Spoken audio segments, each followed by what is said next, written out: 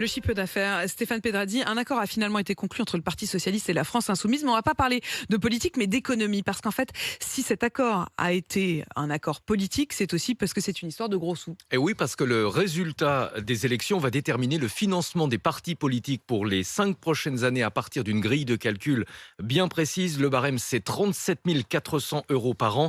Et pour chaque élu, ça veut dire concrètement qu'un parti politique qui obtient 50 sièges à l'Assemblée percevra 50 fois 37 400 €, c'est-à-dire 1 870 000 € par an. Et pendant 5 ans, en revanche, ça se complique un petit peu pour l'autre partie du financement. L'État verse 1,64 € pour chaque voix obtenue au premier tour par les candidats du parti. Ça veut dire que financièrement, les partis politiques ont intérêt à présenter un maximum de candidats pour obtenir un maximum de voix et donc d'argent.